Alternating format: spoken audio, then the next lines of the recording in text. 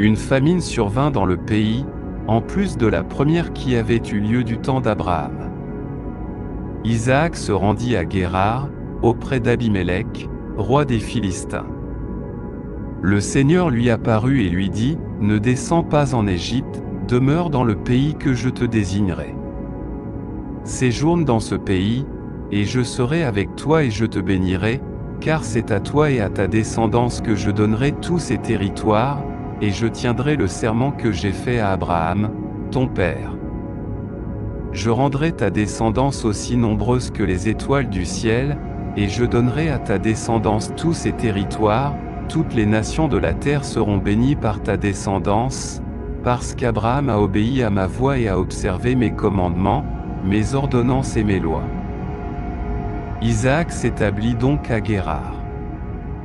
Les gens de l'endroit s'informèrent au sujet de sa femme, et il répondit, « C'est ma sœur. » En effet, il avait peur de dire, « C'est ma femme », pensant que les gens du lieu le tueraient à cause de Rebecca, qui était belle à regarder.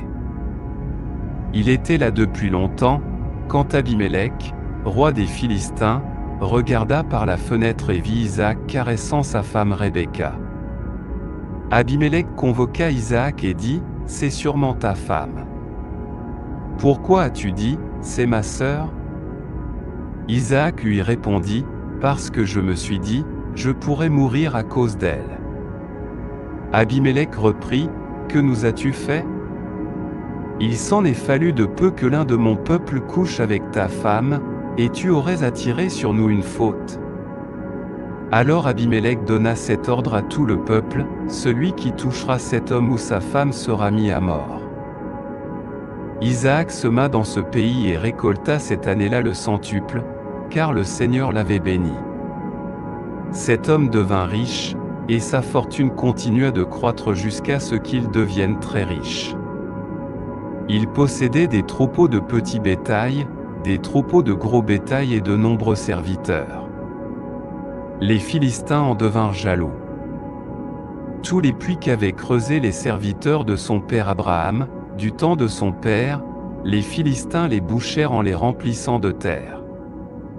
Alors Abimélec dit à Isaac, « Va-t'en loin de nous, car tu es beaucoup plus puissant que nous. » Isaac partit de là et campa dans la vallée de Guérar, où il s'établit.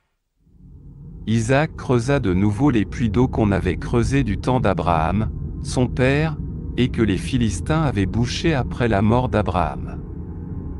Il leur donna les mêmes noms que son père leur avait donnés.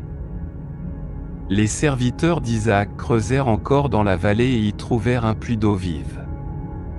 Mais les bergers de Guérar disputèrent l'eau avec les bergers d'Isaac, en disant, « L'eau est à nous. » Isaac donna à ce puits le nom d'Essek, car ils s'étaient querellés avec lui.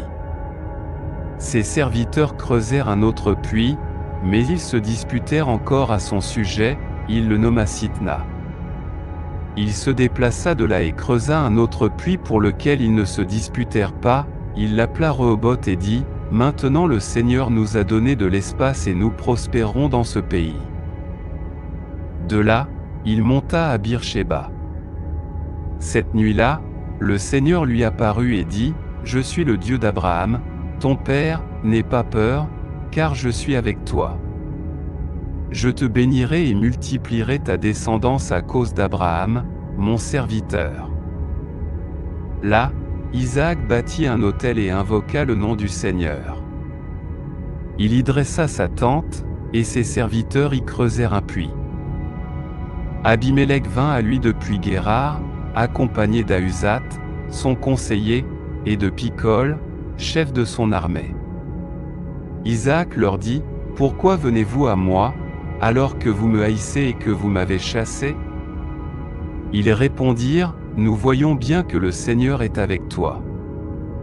C'est pourquoi nous disons, qu'il y ait un serment entre nous, entre toi et nous. Faisons une alliance avec toi, tu ne nous feras aucun mal, tout comme nous ne t'avons pas touché et t'avons fait seulement du bien, en te laissant partir en paix. Maintenant, tu es béni du Seigneur. » Isaac leur fit un festin, et ils mangèrent et burent.